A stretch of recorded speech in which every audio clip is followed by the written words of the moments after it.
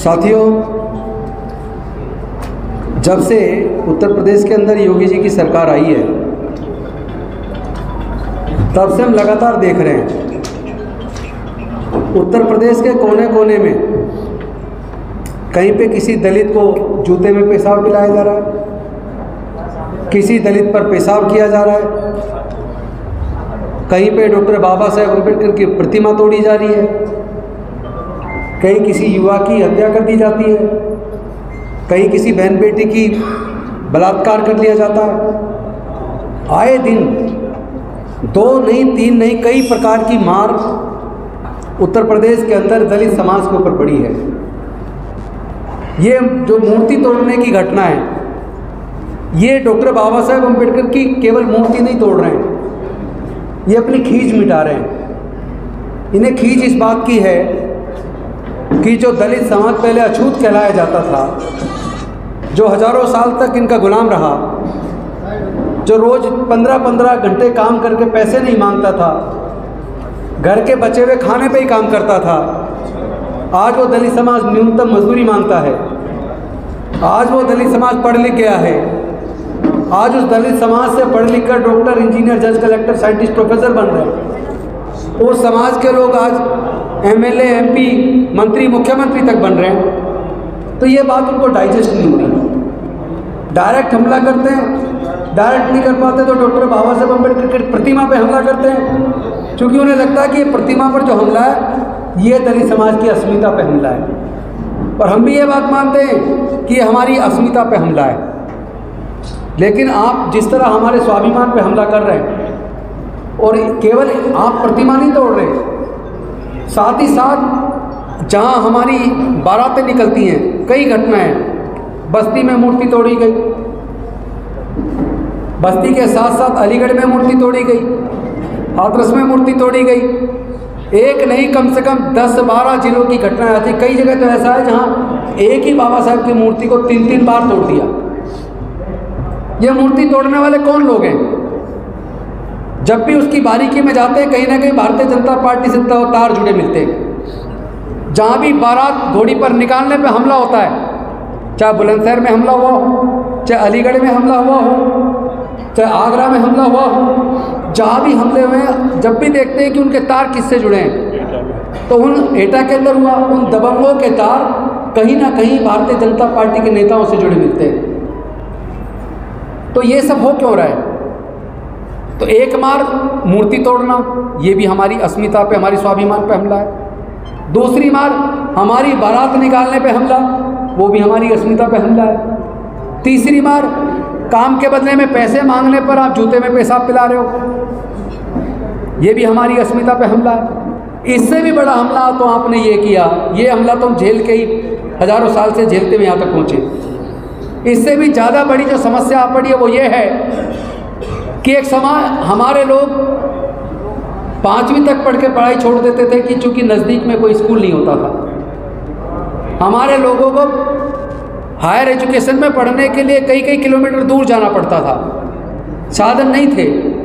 और विशेष रूप से केवल दलित बच्चे नहीं, बल्कि सभी समाज की लड़कियां नहीं पढ़ पाती थी, क्योंकि स्कूल, खासतौर पर मिडिल स्कूल और हायर स्कूल और कॉलेज इतने दूर होते थे कि माँ बाप अपनी लड़कियों को दूर पढ़ने भेजने से रोकते थे। तो एक कांग्रेस की सरकार थी जिसने तय किया कि हमें हर गाँव में स्कूल खोलना है। निश्चित तौर पर आने वाला समय पूरे भारत में कांग्रेस का है और उत्तर प्रदेश के अंदर भी कांग्रेस का है। बहुत बहुत धन्यवाद। आप कोई सवाल पूछना चाहें तो पूछ सकते हैं। गौतम जी, आपने अभी तक जितनी भी बातें कही सारी पुरानी बातें हैं। कांग्रेस, क्या ये बातें खत्म हो गई? उसी पर मैं आ रहा हूं। जी, जो आपने अभी तक कहा वो पुरानी बातें हैं। कांग्रेस की जो पुरानी बातें हैं, इनसे लड़ने के लिए कांग्रेस का एजेंडा क्या है? कैसे करेंगे? कैसे लड़ाई लड़ी जाएगी? ये बताइए। देखिए, अभी स्थिति ये है कि गांव देहात के आदमी को ये नहीं पता कि सरकार ने ऐसी कौन सी नीतियां बनाई है जिन नीतियों से वो वंचित हो रहे हैं, जिन नीतियों की वजह से वो शिक्षा से वंचित हो रहे हैं, नौकरी से वंचित हो रहे हैं, व्यापार में भी उनका व्यापार भी खत्म हो रहा है। तो हम लोग जन जन तक उस बात को पहुंचाएंगे।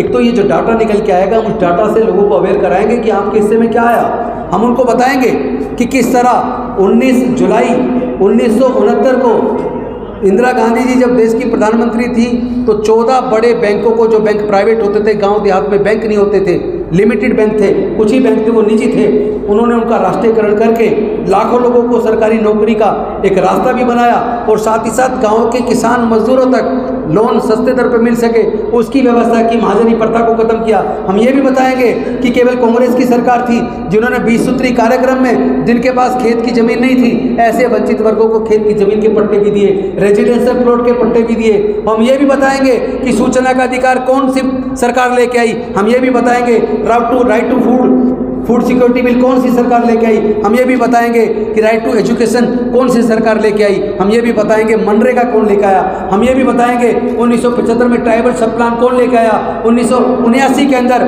शेड्यूल कास्ट कंपोनेंट प्लान कौन लेके आया, हम ये भी बताएंगे कि कौन सी सरकार है जिसने शेड्यूल कास्ट कंपोनेंट प्लान और ट्राइबल सब प्लान के पैसे को घटा दिया।